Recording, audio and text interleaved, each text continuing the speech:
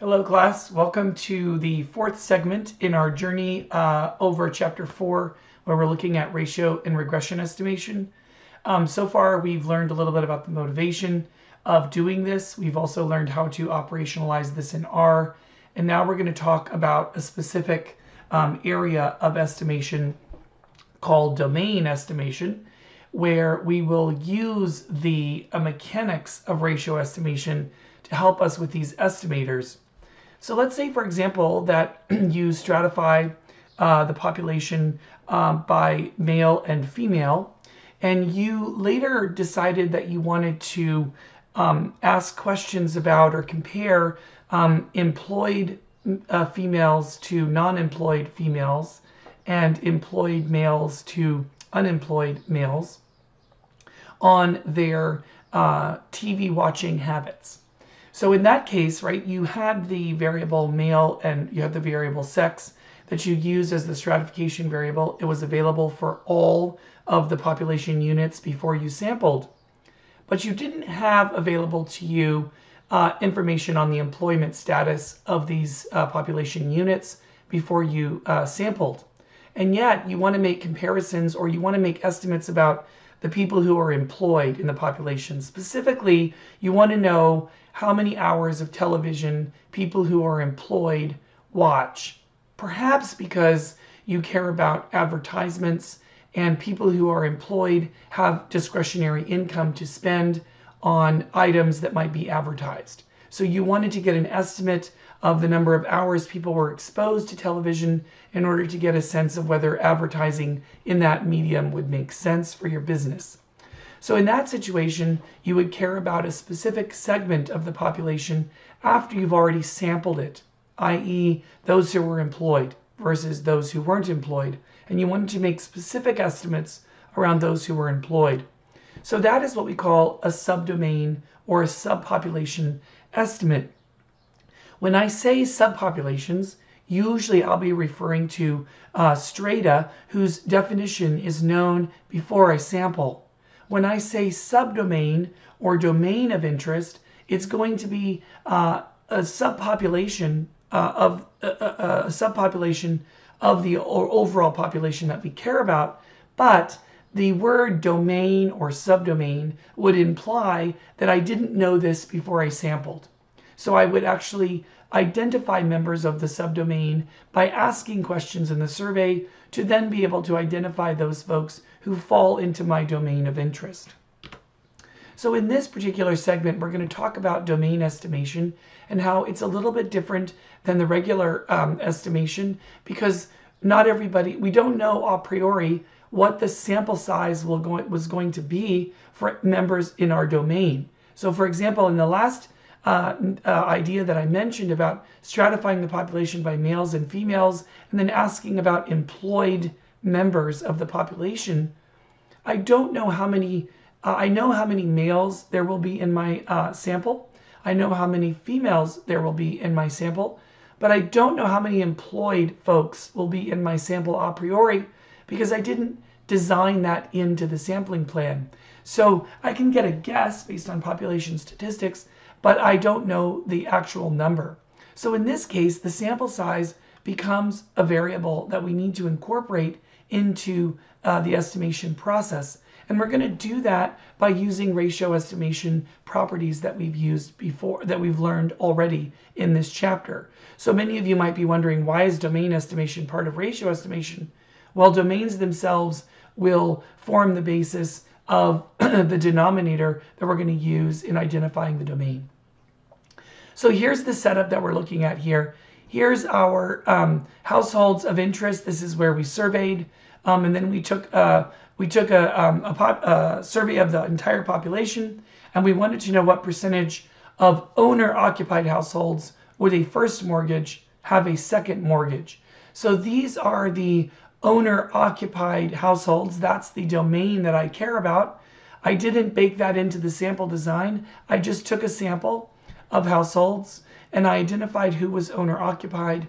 And then those who had a first mortgage became the domain of interest. And then I'm going to ask a question about that domain. What percentage of people in this darkened circle have a second mortgage. That's what we are talking about when we're looking at domain estimation. So we first have to identify members of the domain by asking a survey question. And then once we get the answer to that survey question, we'll be able to identify the domain and then determine statistics about members in that domain. Let's look at an example here to get you thinking about subdomains. So large surveys capture information from a wide range of constituents, and often estimates are desired from subsets of the original population that may differ from one person's interest to another. For example, let's say that you had a statewide survey of health literacy of adult residents in Ohio. This is really important now as we try to navigate the coronavirus. Estimates may be of interest for those who have less than a high school degree versus those residents who have more education. Similarly, health literacy of insured residents may also be of interest. So in this situation, our study population is adult residents of Ohio. That's our target population, and we have sampled, our sampling population is aimed at trying to cover as much of the Ohio adult resident population as possible. Specific segments or domains of interest in that population, so segments or domains are often used synonymously. I'll try to keep using the word domain because it's actually the more technical word. In this case, domains of interest might be those who have a high school degree versus those who don't. Or we might ask whether or not you have health insurance versus those who don't. So we might be asking questions about of those who, of adult residents in Ohio who have health insurance, that's our domain. What is the level of health literacy there? So we would be looking at a specific subset of the population of our sample that meets a certain criterion to be a member of the domain. Let's look at another example. Using the NHANES survey, this is a household interview survey of civilian non-institutionalized population aged 2 months or older in the U.S. designated to assess health and nutritional status. We want to investigate a couple of things. First, the relationship between the average daily fruit and vegetable intake and the total time spent in moderate to vigorous exercise per week. And second, the prevalence or risk of breast cancer recurrence for women who are between the ages of 45 and 60 who've been previously diagnosed with breast cancer within the past 5 years. So the question I have for you is, what is the population of interest? Now this question refers to the overall survey was intended to make projections to what population. There's no subdomain, there's no subset here. We're just looking at what is the original intended population of interest. And accordingly, this should be the civilian,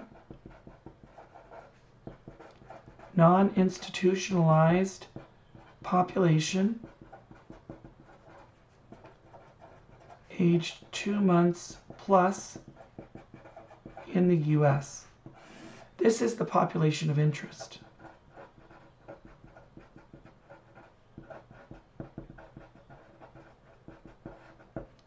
Now, what are the subpopulations of interest? In this case, we've identified a one subpopulation that is a bit complex.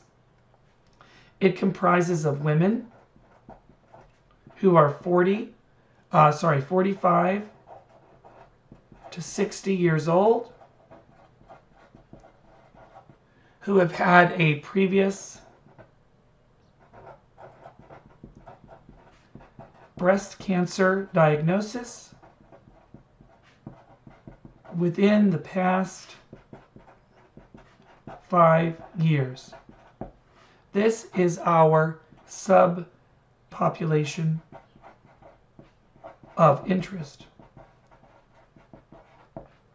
Now note this is made up of a couple of different variables here: sex, age, cancer diagnosis, and the time at which the cancer diagnosis was given. There are 4 variables here that we would need to collect in order to identify our subpopulation of interest. So this would be very difficult to identify at the time we sampled unless we were looking at, say, cancer registry data, etc.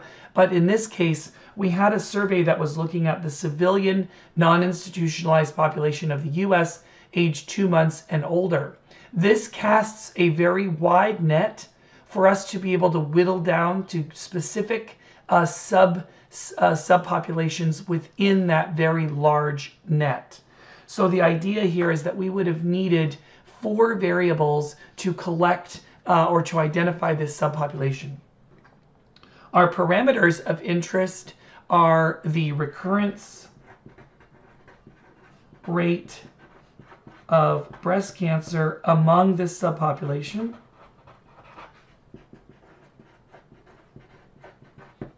and a regression coefficient that summarizes the relationship between average fruit and vegetable intake and moderate to rigorous exercise.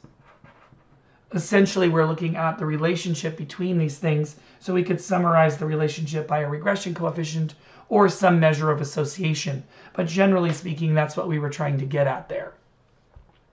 So hopefully this makes some sense. The idea here, right, the operational idea is first we start out with a population of interest. There's some study or survey design that gets us there.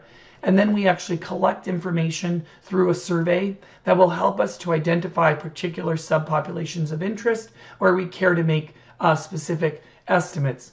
I work on the California Health Interview Survey as a consultant on occasion for their design and for operationalizing new methodologies. And it's interesting because that survey is very, very complicated. It has over 100 variables they use for stratification. They separate the population into adults and children and teenagers, and they're really trying to get a sense of the health of Californians in general. But what's interesting about that survey is the funding mechanisms come from many different sources, county health departments, population health departments, and so on. And the idea around that is many of those funders of the California Health Interview Survey are constituents themselves. They have specific subdomains that they really care about making estimates for, but that those subdomains are not pulled out at first when they do the design because there's already so many stratification variables that are built in. So in this case, they actually are interested. There are many, many, many subdomains that people are interested in the California Health Interview Survey. And the way I think about it is, imagine the entire population was an onion or was a green pepper or a red pepper, and you wanted to slice and dice that pepper and that onion into many different sort of factions. So you're basically trying to get information from subsets of the population where you couldn't get it a priori through stratification, but you could ask a couple of variables in a very large survey that casts a wide net, and then be able to whittle down those estimates by identifying those subpopulations and then the measures that you care about in particular. And so that's exactly what subdomain estimation is doing. The real trick with subdomain estimation is that it requires us to think about how to approach the estimation process. We're going to talk a little bit about that now and some of the theory, and then in the next segment we're going to do an example together. So there are 2 approaches to subdomain estimation, as you can imagine. The first one is to completely subset the data to include only those elements in the specific domain of interest. So in our last example, we would identify these 4 variables that we need. We could create an indicator in the data file. Are you a member of this subpopulation or not? Based on these 4 variables that we would then code. And then we would just have a 0-1 indicator. Are you in the subdomain or not? I.e., only breast cancer survivors in NHANES or Missouri residents who are insured, or whatever subdomain we would care about. We would then use the entire data set, but we would adjust the weights to 0 for those elements who are not in our domain of interest. So remember, we have sampling weights that correspond to our sample design. We would 0 out those weights if you were not a member of the subdomain of interest. The point estimates derived from both approaches will generally be equivalent. So this is the first approach, and this is the second approach. Let me fix that here for us really quickly. this should be the number 2. My apologies. Trying to go on the fly here and fix it in real time, and I'm not able to do that. Okay, thanks for bearing with me there. Let me get us back there. So first of all, we would, the one approach would be to subset the data set. So we have this indicator that defines the subdomain of interest. We would then extract those, and we would have a smaller data set that would only include members of our subdomain. The second way is that we would use the entire data set, but we would adjust the weights so that members who are not in our subdomain would receive a 0 weight. So effectively, they would just not contribute to the estimate, but they would be included in the data set. Now, if we used either of these approaches, we would get the exact same point estimates derived from the approach. So the same sample totals, proportions, means would be exactly the same across these two approaches. But the standard errors could differ between these two approaches depending on the distribution of domain membership across the strata. Now, here's the deal. Remember that our degrees of freedom, when we calculate confidence intervals for stratification estimates, will be the total sample size minus the number of strata. If we do a subsetting approach, it could very well be that some members in the subdomain are only belong to certain strata. So we would actually, by subsetting, have potentially fewer strata in our data set than we actually had in our design. So when we go to specify that survey design object in R, for example, and we apply it to this subset, R is going to be confused because it's not going to see the consistent number of strata that are represented in the design object and in the subset. If we use the entire data set, but we just zero out the weights, we haven't lost any information on the stratification or the clustering, which is important for calculating variances. So let's look at this example. Here is the entire data set, and the number of strata represented by sample members of the subdomain. These members of the subdomain are highlighted in red, and so if I look at all of the members who are in my subdomain, I'm going to pull those out, and excuse me, and then I'm going to have a subsetted data set. So in this case, the number of strata that I have in my design is 6. The number of strata that I have represented in my subset is also 6. So this is a scenario where I won't have issue if I subset the data originally because I'm retaining the design information in that subset. However, that's not always the case. Let's look at another example here.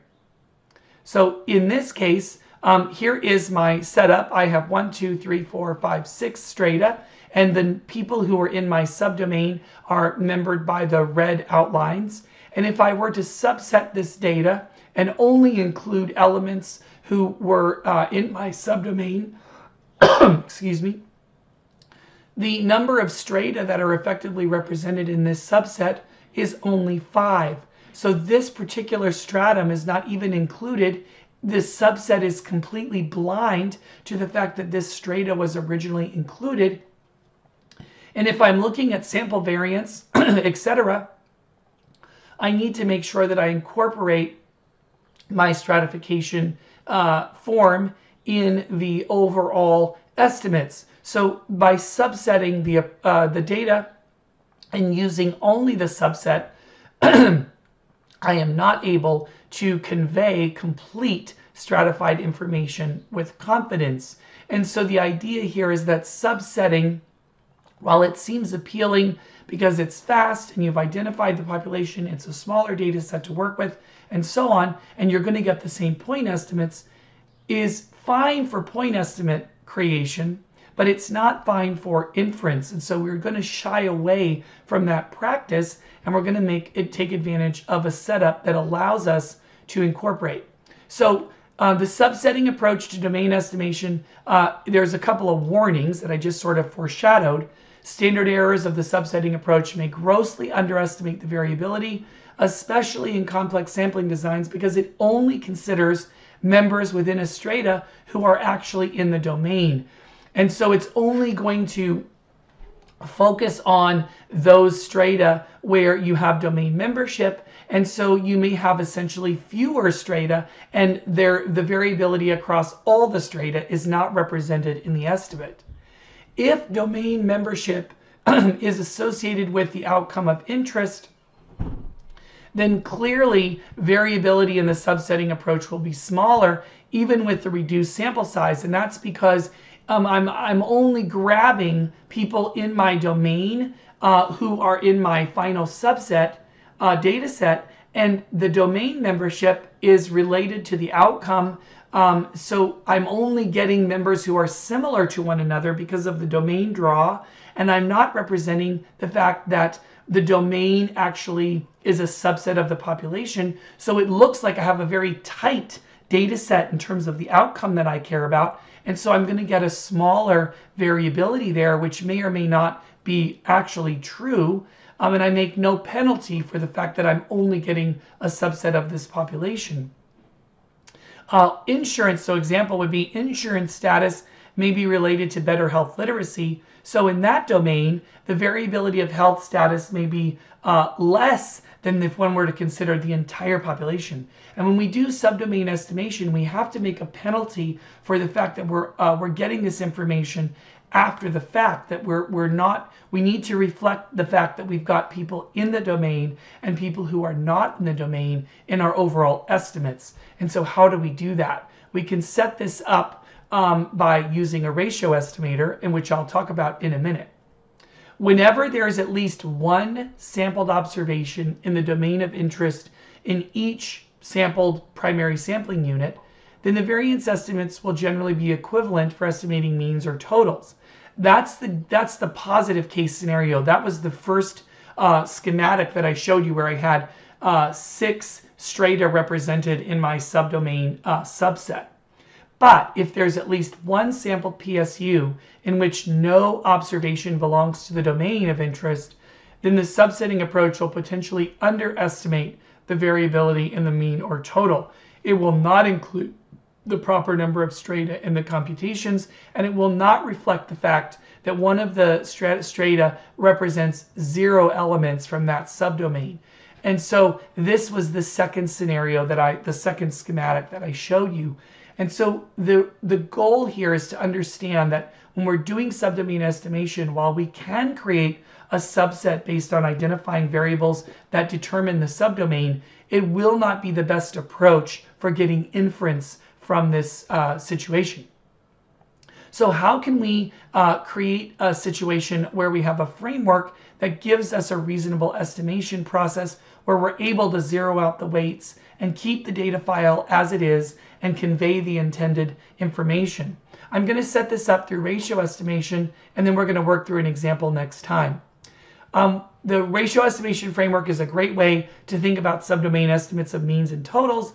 We're going to identify the auxiliary variable here, x, as equals 1 if the population unit is in the domain, and y is the outcome of interest that we care about for the population unit.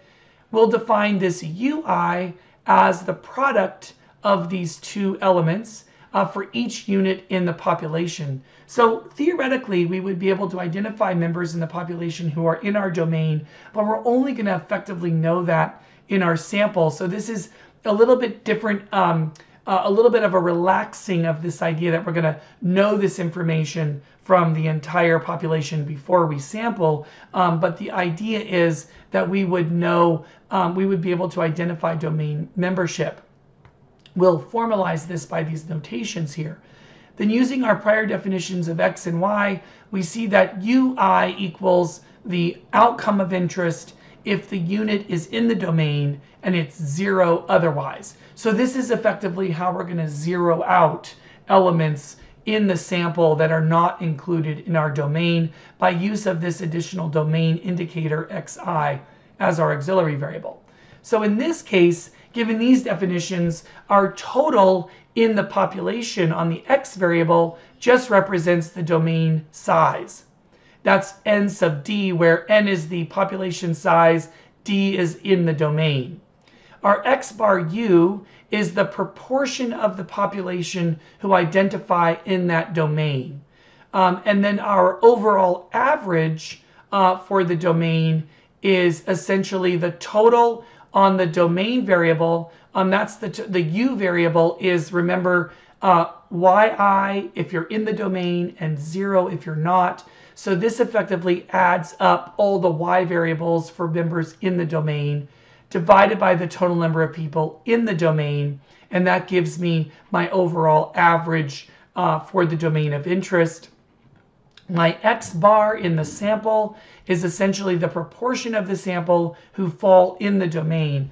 Remember, x is 1 if you're in the domain and 0 if you're not. If you add this up over the entire sample and take the average, your sample size is little n. The x's are either 0s or 1s. They're going to be 1s if you're in the domain. So when you add them all up, the total number in the domain in your sample is going to be what we call little n sub d, just to call out the fact that we're looking at a domain. And then the b estimate, the y bar in the domain is essentially going to be the b hat, which is essentially the u bar over the x bar, or equivalently the total on the u variable divided by the total on the x variable. Now remember, the u variable is just equal to the y if you're in the domain and 0 if you're not, and the total is going to be 1 if you're in the domain and 0 if you're not in the domain. So we're going to add that all up. So the idea is that this u bar is actually accounting for the fact that you have people who are in the domain and the people that you are not in the domain. So it zeroes them out, so you actually pay a price on the variability if you are not in the domain, which is exactly the increase in the variance that we need to reflect the fact that not all of our population is in the domain of interest. So again, this y bar d is really this domain specific estimate, which is going to be gotten by this b hat indicator, which is again this u bar over the x bar, and that differs from this y bar ud because that is the universe that we care about. This is the sample. So these are sample statistics at the bottom. These are population statistics here, or parameters that we're trying to estimate. So keep in mind, we're going to do that through a sample of size n taken without replacement or according to some design. The variance estimator for domain estimation is given by this. We're looking at y bar d. This is going to look a lot like what we had before. Remember, y bar d is essentially the b hat. That was what we saw on the previous page. So this looks a lot like our b hat estimators from the ratio portion of the notes earlier. This is going to be our FPC, the sample size over the domain element. That's going to essentially be the x bar equivalent that we saw in the previous formulas. And then we have this a multiplier effect because we're working with domains, and so the math works out that we need a domain adjustment essentially, and this s squared yd is the sample variance among the domain residuals, and we'll talk about that in a minute. If we know the size of the domain, in other words, if we know the tx already, and this is where the ratio estimation comes in, because remember how we said in ratio estimation we usually know all of the elements, we know the auxiliary variable for all of the population units. If we know nd, which is nothing more than this total x variable here, then we can estimate the domain total as nd times y bar d. We know this value, and this is exactly like we did in chapter 2. Ny bar, capital N y bar, is the estimate of the total if we know capital N. The standard error of this estimator is nd multiplied by the standard error of y bar d, which is the square root of this stuff up here. Otherwise, we have to estimate it using n u bar. Now, the reason is because the n, we know the population size, and u bar is actually an indicator for an average per element in the domain, but we don't know domain membership unless we sample. So that's why we have to go from y bar d, this is something we know about the domain, to u bar, which is something that we're going to essentially calculate from the entire sample using domain membership that we measure after we sample. So in that case, our standard error is n times the standard error of u bar, which is essentially the square root of the FPC multiplied by the residuals on the u variable divided by little n, the overall sample size. Here we don't have any d's in the equation because we haven't been able to identify the domain beforehand. Here we've got domain membership already identified by virtue of the auxiliary variable that defines whether or not you're in the domain or not. And this is applied to the entire population. So again, we're going to work through these things in an example in the next segment. I wanted to give you this background here first. This ends our segment here, but we will go into an example where we'll work out an example by hand, and then we will get into how to do this in R. This video was a little longer than the others, so hopefully you were able to hang on. You might want to review this literature, this information. You can also read through the textbook here, and we'll work through some examples in the next segment. So don't worry, we will make this more clear in the coming minutes or in the next segment. Thanks for joining me. Hope you all are well and take care.